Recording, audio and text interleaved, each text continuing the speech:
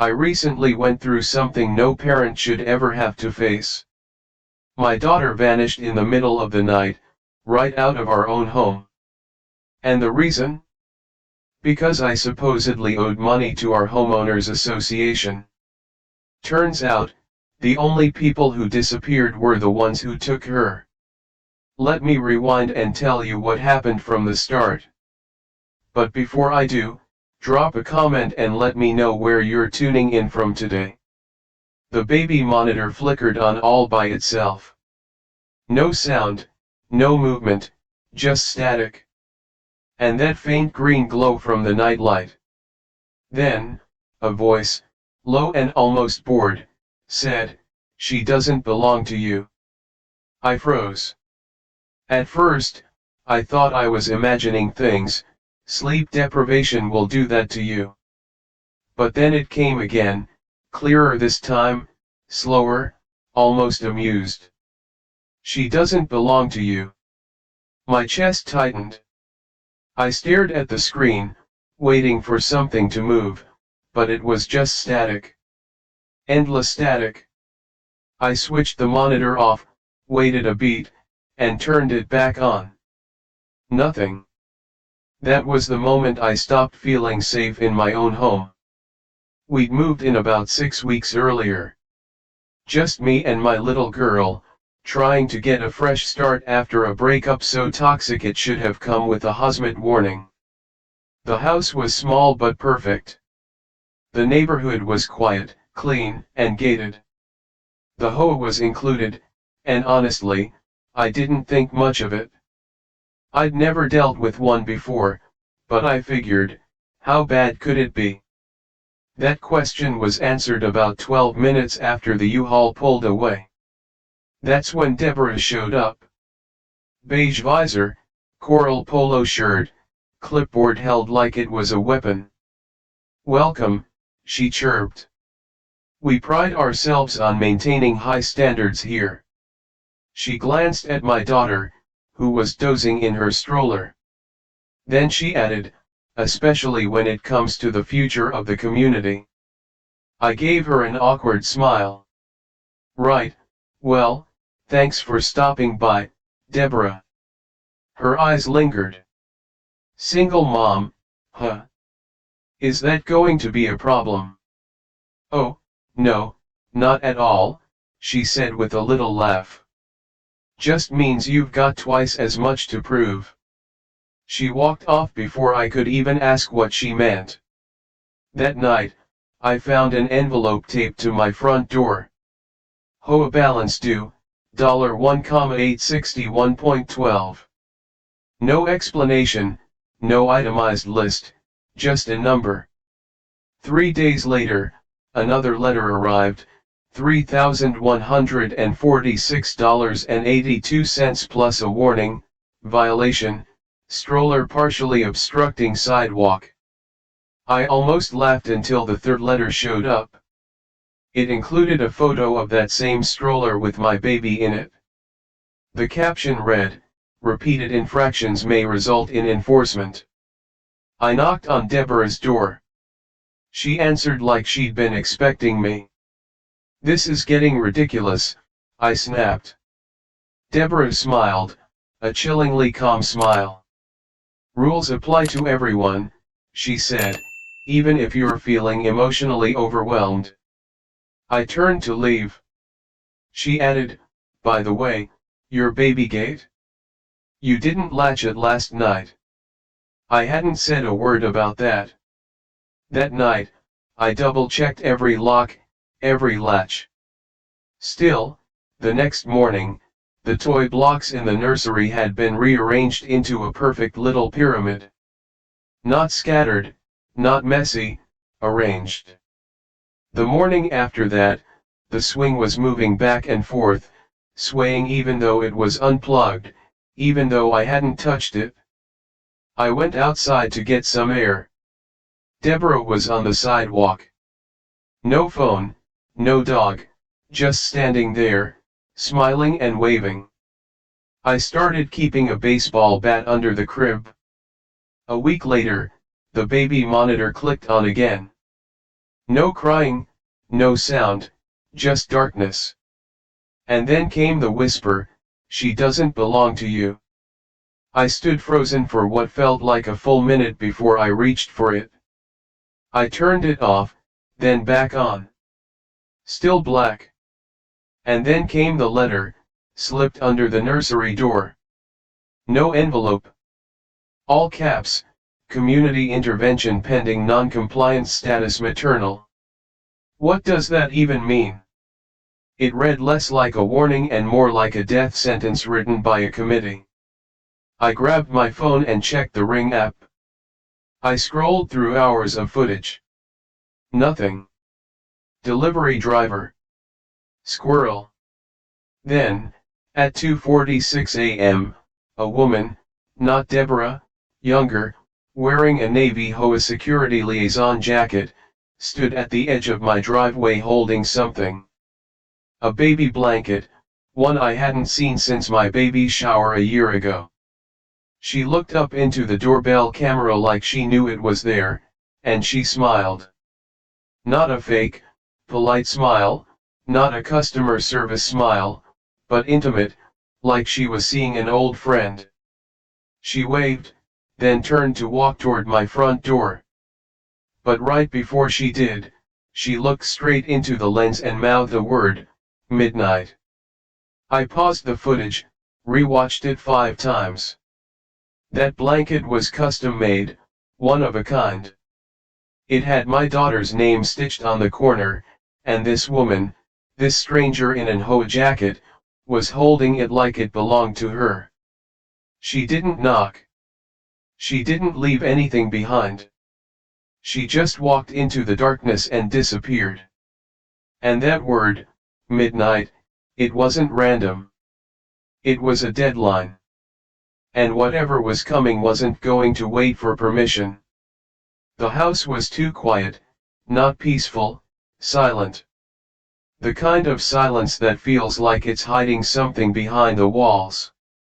No cooing, no rustling, no monitor static, just the sick weight of still air. I sat up, every nerve in my body already buzzing with panic. Something was terribly wrong. I grabbed my phone. Dead. My eyes snapped to the baby monitor. Black screen. I didn't think, I ran. I burst into the nursery and crashed into the door frame hard enough to leave a bruise on my shoulder. The crib was empty. Annette, her stuffed animal, was sitting upright in the crib. The pillow was undisturbed, like no one had ever been there at all. I screamed her name. Once, twice, a third time, louder. No answer. I tore through the house like a woman on fire, yanking open closets, flipping couch cushions, crawling under beds. Nothing. The back door was unlocked. I never leave it unlocked, but it was open. Barely a crack, just enough to mock me. For you, a free like is easy. But for me, it is the greatest support and encouragement. For this video, can you give me 1 like and 1 subscription? Thank you very much. I grabbed the landline and punched in 911. Emergency services, what's the address of your emergency? My baby is gone. I screamed. Someone took my baby. Ma'am, is this a custody issue? My throat caught. No. What? No. There's no custody. Just me. She's gone. Is the father involved in any way? There is no father. I'm alone. She's gone. I don't know who took her, but the back door was open. When did you last see the child? Last night. 9 o'clock. She was fine. She was fine. What's your daughter's name? Annette. Her name is Annette. Another pause. Click, click, click on a keyboard. Can you confirm her date of birth? Why does that matter? I snapped. We're determining whether this qualifies as an Amber Alert. She's one. I yelled. She's not out joyriding. She can't unlock doors. She can't walk more than 10 steps without falling on her butt. She was taken. We're dispatching now. Please remain calm. How do I remain calm? The line went quiet. Then it beeped. They hung up. Before I could even process that, another image flashed through my head. Last week, a guy showed up at the door wearing a vest that said HOA maintenance. He said he was checking smoke detectors. I let him in, thought it was standard procedure, but now I remember. He walked through every room except the kitchen, the only room in the house without a window. My stomach twisted. I'd let them inside. They'd been preparing this. 42 minutes later, a single patrol car pulled up. No sirens, no urgency, just a man with tired eyes and a notepad. I threw open the door. She's gone, I said. Someone took her. He didn't flinch. Let's go over the timeline, he said. I told him everything, the monitor clicking on, the whisper, the open baby gate, the rearranged toys, the HOA letters, the swing moving on its own. He wrote it all down like I was reciting a bedtime story. Ma'am, there's no sign of forced entry. She's one. I repeated. She didn't crawl out with a crowbar. Sometimes toddlers can be adventurous. I almost laughed, but I didn't. You'd care if it was your kid, wouldn't you? That finally broke his script. He looked over at the baby pictures on the fridge, then down at his notepad. I'm just trying to help. Then act like it? That's when I remembered the ring cam. I pulled up the app, my thumb shaking as I scrolled. Squirrel. Wind. Delivery guy. Deborah. Pause. 3:13 a.m. Deborah walking toward the house. No clipboard, no knock, just walking. She vanished off screen. 20 seconds later, two men appeared. Gray polos, blank faces. One carrying a folded blanket, the other holding a baby carrier. They didn't speak. They didn't look around. They walked like they were on shift, like this was just another job. The man with the car seat had a scar on his jaw. He kept checking his watch. The other one scanned the street like he was expecting a sniper on the roof. I pointed at the screen. That's her seat. That's her blanket. That's her. The officer stared, pale, then blank again. We can't confirm that's your child. Excuse me. Without facial ID. I slammed my fist against the counter. Don't do that. Don't say that. She's mine. He cleared his throat. We'll follow up with the HOA. That was it. That's all he had. That's when I knew this wasn't just a kidnapping. This was policy. I stormed to the mailbox and yanked the door open so hard it almost came off. Inside was a fat envelope. No stamp, no return address. I tore it open. Bright red header, final notice, Lion enforcement initiated. Violation fees, assessments, interest total due, $3,860.87. I flipped to the last page. In cases of chronic non-payment and disruption to community harmony, provisional enforcement may include corrective child custody review under Section 7B4. Corrective what? They turned my baby into a bullet point. That wasn't a fine. That was a cover story. And then I remembered something else. The last thing she did before I put her to bed, we read the Owl book twice. She kept tapping the page with the glowing moon and whispering, "Night." I wrapped her in the green frog towel her grandma gave her. She'd said duck and splashed water everywhere during her bath. I kissed her cheek. She smiled and fell asleep mid-giggle. And now she was gone. I ran outside barefoot, envelope in hand, and I saw it. An SUV parked at the end of the cul-de-sac. Engine idling. Tinted windows. The same one I'd seen before. Always driving past slow, always watching. I took off. My feet slapped the pavement. Cold, wet, sharp. The SUV revved its engine. Tires shrieked. It reversed hard, spun around the corner, and vanished down the road. But I saw it. The plate, HOA Vehicle 004. Black background, gold font, and a bumper sticker, "We protect what matters most."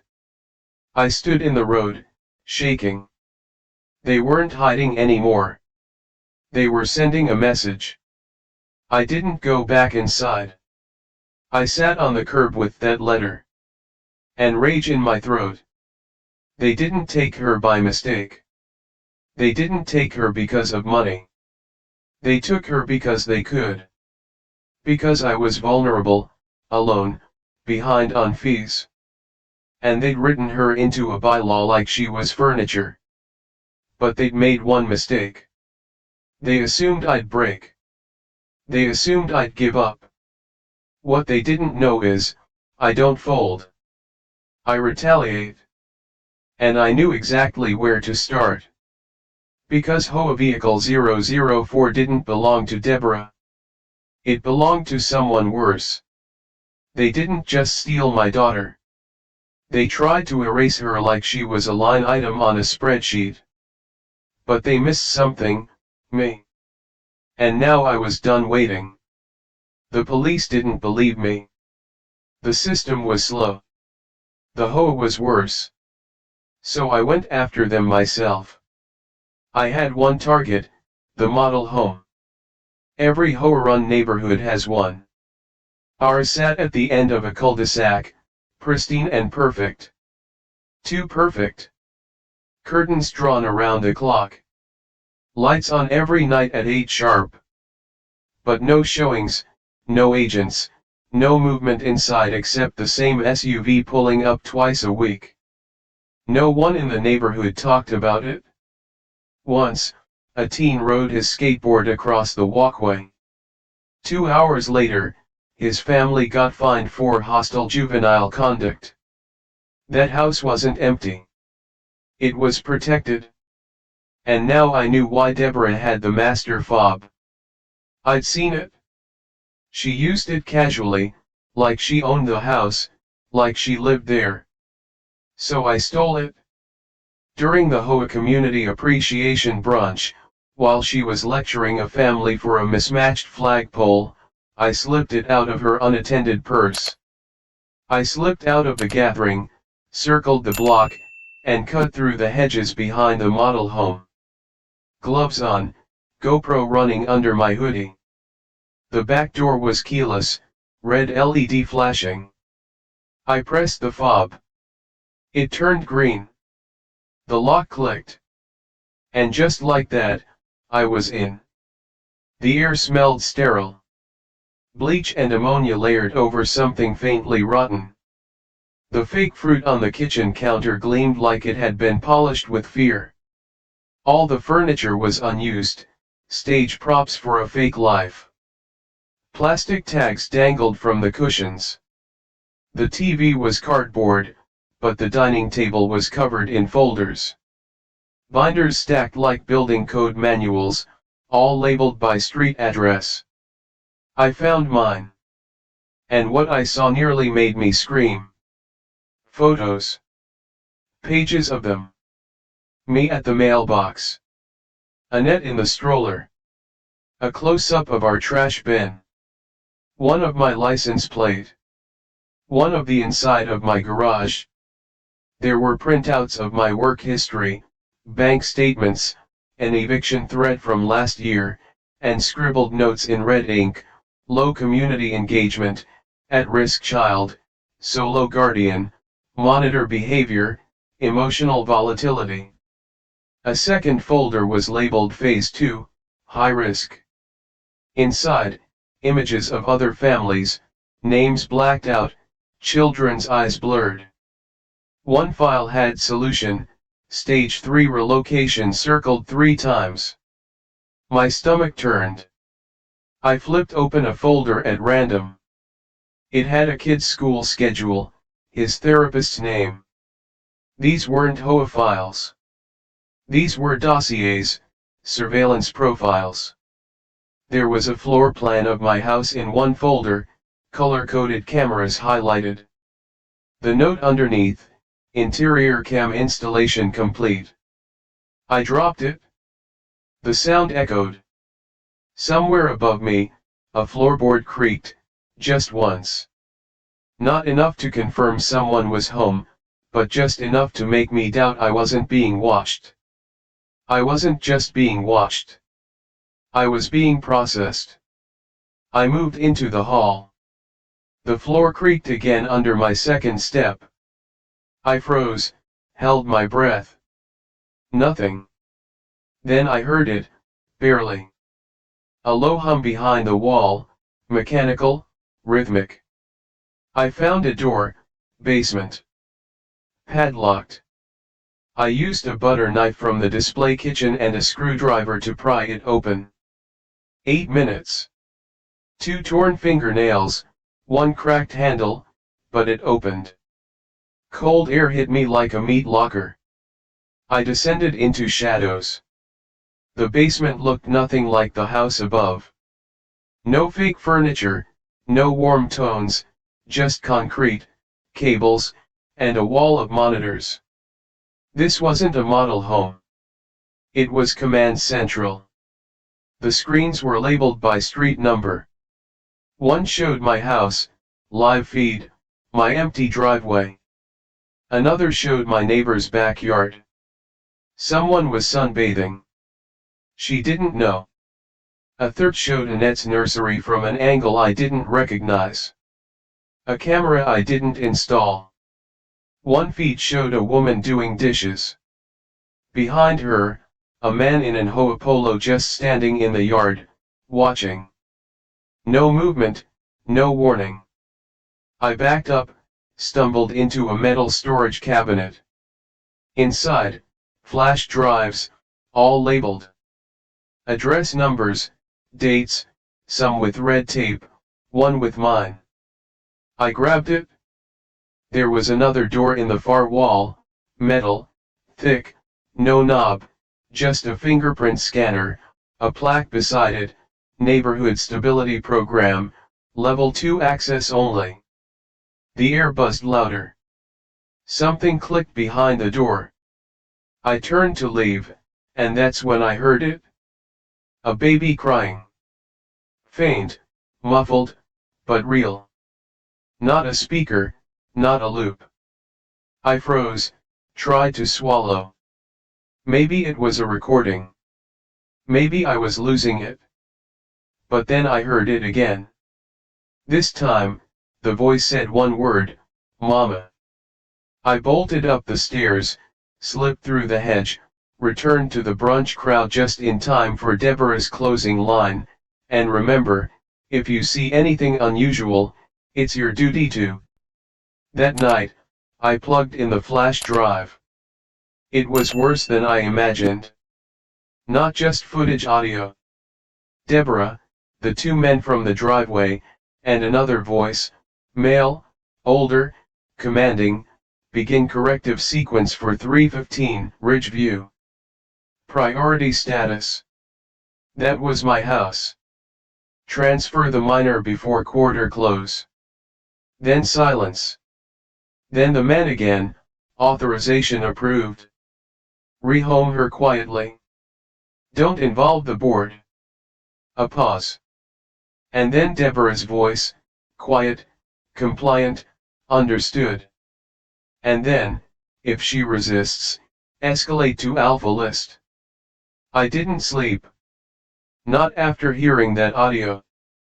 Not after hearing Deborah's voice go quiet and obedient.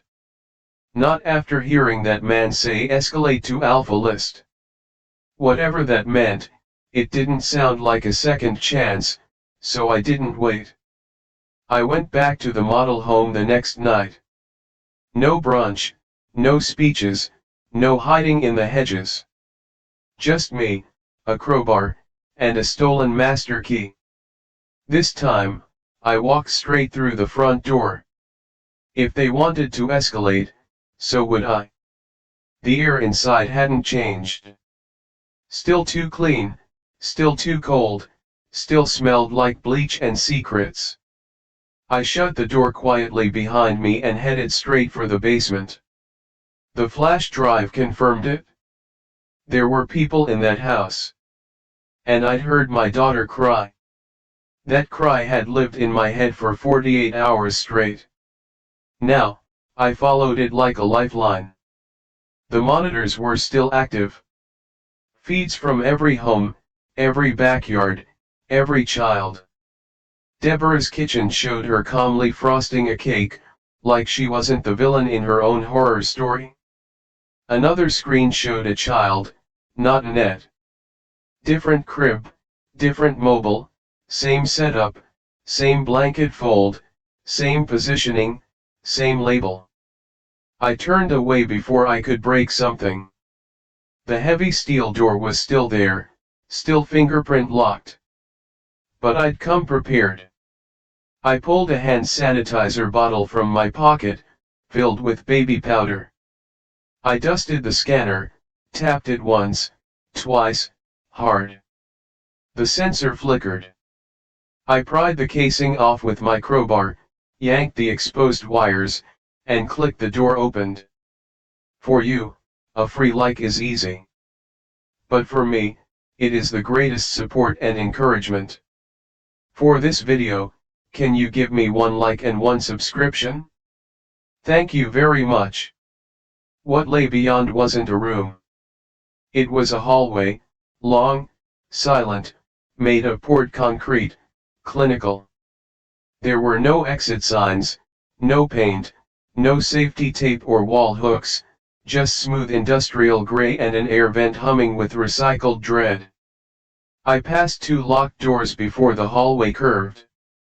One had a keypad, the other had a red blinking voice intercom. Both looked like they belonged in a bunker, not a house. I was trespassing inside something military. And I was starting to think the HOA wasn't just a board of bitter retirees and passive-aggressive policy nerds. The hallway finally opened. The crying grew louder. I stepped into the room and froze. It looked like a nursery, but one built by a corporation trying to look caring. Fluorescent lights, padded floor, plastic bins with identical toys. 3 cribs lined the far wall. One was Annette's. I'd know her anywhere. Same cheeks, same sleepy blink, same way she clutched the bars like they were the last thing keeping her from falling off the earth. I stepped forward and stopped. What if I was wrong? What if I was about to pull the wrong child out of the wrong crib in the wrong version of hell? Then she saw me. Her lip trembled, her arms lifted. Mama. My knees almost buckled. I ran to her. She reached for me, tiny fingers shaking, face scrunched into a sob. I picked her up. She clung to me like she'd never let go. I kissed her hair, her forehead, her cheek, and whispered, "I've got you. You're safe. You're safe now." I didn't realize I was crying until the tears hit her onesie. She sobbed into my collar, and I knew if I died here, it would be worth it. But then, footsteps. I turned. Deborah standing in the doorway, calm, controlled, eyes like stone. I told you not to escalate. I backed toward the wall, keeping Annette cradled in one arm. What is this? I said. A correction facility, she replied. You kidnapped my child. Deborah tilted her head. Number 315 was reallocated. You took 3 kids. 4, she corrected. 1 was rehomed last quarter. Seamless transition. I stared. You think this is seamless? She took a slow breath. Do you think chaos fixes itself? She asked. We screen for instability. We protect children from disorder. We remove variables. You, unfortunately, are a variable. She glanced at the clipboard in her hand. And you tested positive. Behind her, 2 men entered. Same gray polos, same blank faces, each one holding a taser. Deborah held up a hand. Not yet, she said, then turned back to me. Give her to me. We'll clear your liens. You can stay in the house. Start over. You're not serious. This is bigger than your anger, bigger than your bills. This is insane. This is stability, she said. Your daughter deserves better than you. She deserves us. You're running a cult with paperwork. Deborah didn't blink. We're preserving the future by stealing children. She stepped forward. Give her to me. I will kill you, I said, dead quiet. She blinked, took 1 more step. Take her. The men moved. I shifted Annette onto one arm and swung the crowbar. It caught the first man in the ribs. He dropped like. His taser grazed my jacket. I twisted, dropped low, swept his legs. He fell. He grabbed my hoodie. I slipped out of it and ran. He shouted, "Target is uncooperative." Deborah replied, "Escalation approved." I bolted for the hall, Annette in one arm, crowbar in the other. One grabbed at my back. I smashed the crowbar into his shoulder. He screamed. We made it to the stairs. I could hear them behind me. 3 steps away, then 2. I kicked the basement door shut behind me and jammed a display stool under the handle. It held. I sprinted through the fake kitchen, out the front door. The night air hit like a wave of ice. I tore across the street into a neighbor's yard, ducked behind a car. Annette whimpered. My heart felt like it was breaking through my ribs. I peeked around the bumper. The model home door opened. Deborah stepped outside, and then screeching tires. An SUV whipped around the corner. Not the one I'd seen before. This one had its headlights off. It stopped in front of the house. 3 people got out. One wore tactical gear. One held a clipboard. The third had a sheriff's badge clipped to his belt. But none of them looked confused. None of them looked at Deborah. They looked at me. I didn't wait to see who they served. I slipped through the side yard into my own house, barricaded the front door, shoved a chair under the knob, locked every window. Annette wouldn't sleep. She just watched me. And I didn't blame her, because this wasn't over. This wasn't just about one child. It wasn't just about the rules. It was about who gets to decide who deserves to stay. And if I was on the alpha list, that meant I wasn't on their approved list anymore, which meant I was next. Not for a warning, not for a lien, but for removal. And I had just made myself their most dangerous problem. I didn't call the cops. I didn't file a complaint or write a nasty email or post anonymously in the neighborhood forum, because this wasn't about citations anymore. This was about my child and the people who thought they owned her. They wanted order? Fine. Let's see how they handled federal order, because they forgot one little thing. My sister is a U.S. Marshal. She used to call me paranoid.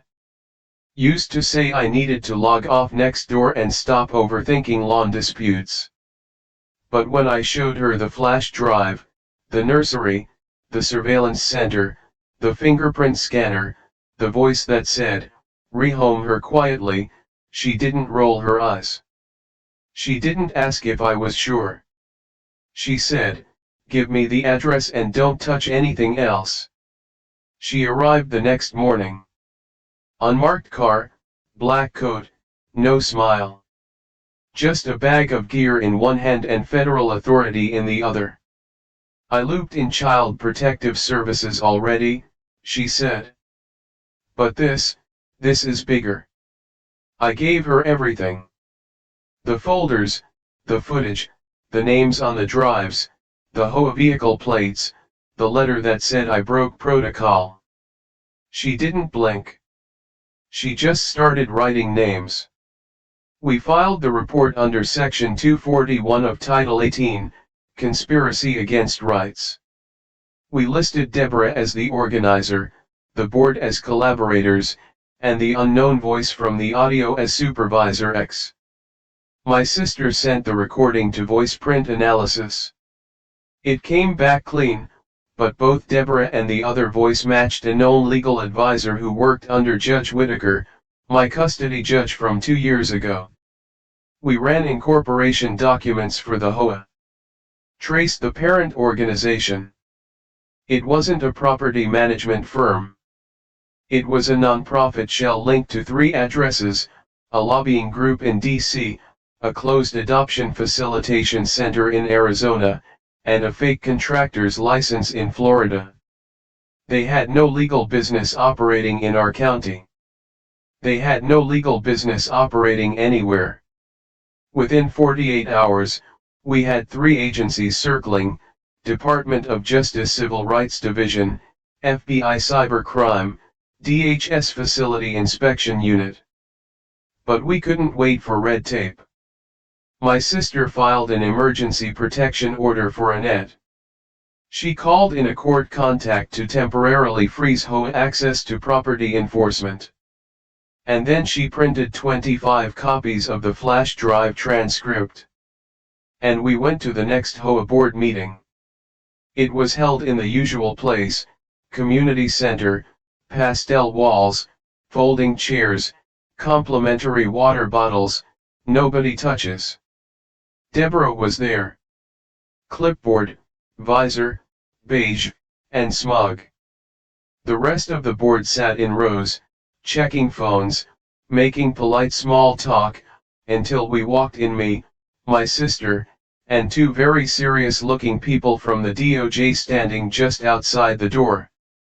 For 1 second, I wondered if I was wrong, if I'd overreacted, if I'd taken pieces and forced them into a picture that didn't exist. But then the voice played: "Begin corrective sequence for 315 Ridgeview. Transfer the minor before fiscal quarter close. Authorization approved. Rehome her quietly. Don't involve the board. If she resists, escalate to Alpha List." The room froze. No one moved. Someone's water bottle rolled off a chair and hit the floor with a thud. Deborah didn't flinch, but her fingers tightened around her clipboard like it was a weapon. My sister stepped forward. "This is now a federal investigation," she said. Each one held names, faces, photos of children in cribs, labeled with codes instead of names. A board member burst into tears. Another stood and walked out without a word. Deborah, still frozen. My sister locked eyes with her. "Do you deny this is your voice?" Silence. You have the right to remain silent, she added, but not for long. Deborah stood, calm, composed, and then she spoke. You think you've saved your daughter, she said. You've endangered them all. This system keeps your world safe, and without it, you're just another single mother in debt, screaming at cameras that stopped listening years ago. She looked at the board. You all voted for this. Don't act surprised. Then back to me. We were fixing your mistake. You're welcome. No one said a word. She walked out. My sister followed. Outside, 5 black vehicles lined the curb. Agents stood waiting. No sirens, no cuffs, just clean, quiet authority. One took photos, another took her clipboard, another read her the Miranda rights. Deborah didn't speak again. But for the first time in her entire life, she didn't smile. But it wasn't over. Not by a mile. Because the next morning, a letter showed up in my mailbox. Typed, no return address, no logo, just white paper and black ink. It said, you broke protocol. The board is watching. Your silence is still possible. I stared at it for a long time. Long enough for the coffee to go cold in my hand. Then I shredded it, burned the pieces in the sink. Because this wasn't about staying silent. It never was. That night, a different car rolled by. Black SUV, no plates, windows tinted pitch dark. It didn't stop.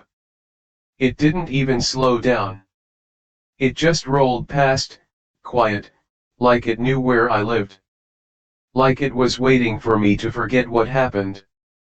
They weren't coming with tasers anymore. They were coming with lawyers, with gag orders, with sealed records, with settlement offers dressed like favors. They thought they'd scare me. They thought they'd bury the truth behind signatures and hush money. But they forgot the most important thing, I had proof. I had my daughter. And now I had the neighborhood watching too. And the next time they showed up, they weren't going to find silence. They were going to find a wall of people ready to fight back. It happened at 4:12 a.m. No knock, no warning, just a flicker outside the window. Floodlights, footsteps, and the low hum of an SUV engine parked across my lawn like it owned the ground it sat on. I sat up fast, heart pounding, breath stuck somewhere between panic and prediction. This wasn't paranoia. This was the moment I'd been bracing for since the day they took Annette. And it had finally come. Annette was already awake. She sat upright in her crib, silent, wide-eyed. That silence that was the worst part. She didn't scream. She didn't cry. She just knew. For you, a free like is easy. But for me, it is the greatest support and encouragement. For this video, can you give me 1 like and 1 subscription? Thank you very much. I crept to the window.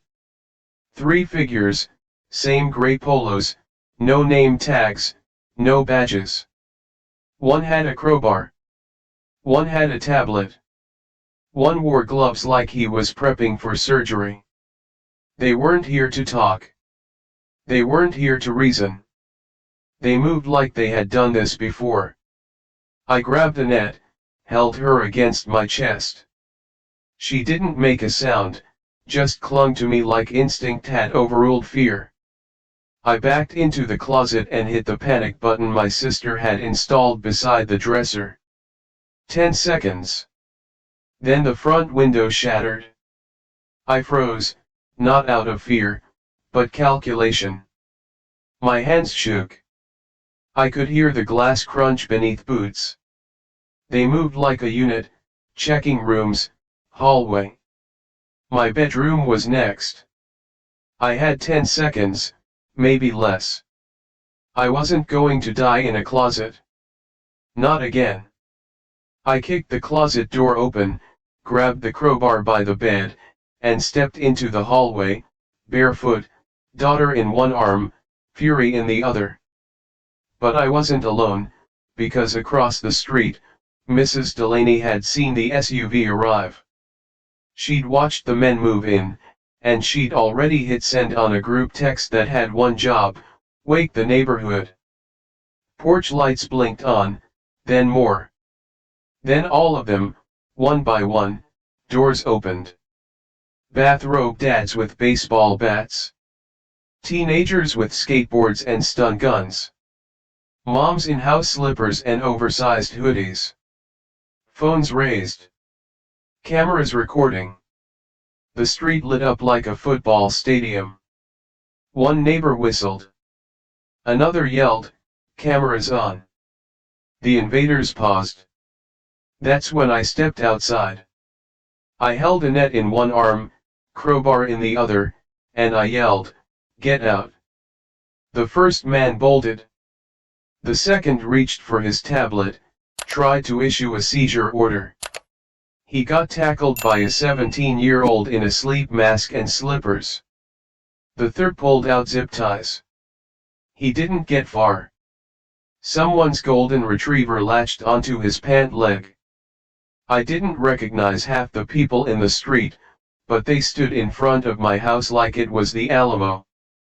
And then my sister pulled up, black coat, black SUV, federal badge. Two agents stepped out behind her, silent, armed, lethal. She didn't say a word, just walked over, crouched next to the one pinned by the dog, and said, "Name now." He gave it. It didn't matter. His record was already being pulled. Within the hour, all three were zip-tied on the curb. Two tried to claim jurisdictional authority. The third said he had clearin'. My sister raised an eyebrow and said, "Cool. You'll have plenty of time to explain that in federal court." Sunrise broke over a street full of blinking cameras and angry parents. But I wasn't done. Not even close. By 8 a.m., every mailbox had a flyer, QR code, password-protected folder. Everything we had: footage, audio, Deborah's voice, dossier snapshots, surveillance feeds, every Phase 2 file. At 9:17 a.m., the files were on Reddit. At 10 a.m., they hit Twitter. By noon, local news vans. By 5 p.m., CNN, Fox, all of them. The HOA claimed they were hacked, that the footage was deepfake manipulation. It didn't hold. One board member was doxxed within hours. Another was fired from their law firm before dinner. The HOA's property management partner cut ties live on Zoom. A press release from the governor's office hit at midnight: parental authority is non-negotiable. What happened here is under federal review. Class action lawsuits tripled in 24 hours. Parents from other states found similar language in their HOA documents. Some even found matching QR codes under their doormats. This wasn't a fluke. It was a network. Deborah didn't show up in court. She didn't respond to subpoenas, but she left a calling card. 2 weeks after the takedown, a box appeared on my porch. Plain, no label. I opened it carefully, gloves on, camera running. Inside, Annette's old baby monitor and a note, handwritten, tight cursive, the same handwriting from every violation notice. It said, "You can keep her now. She's been marked."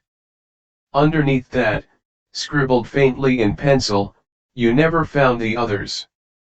I didn't react, didn't show Annette.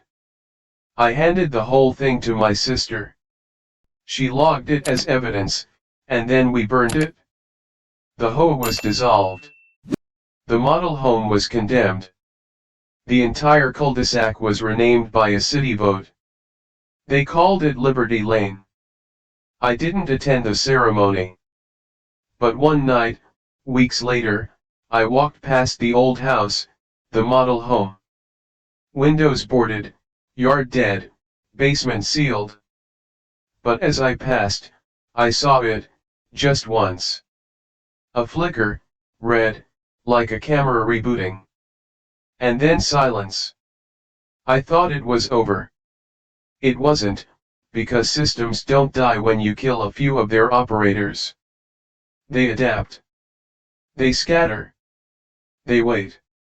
And somewhere out there, someone is printing the next clipboard.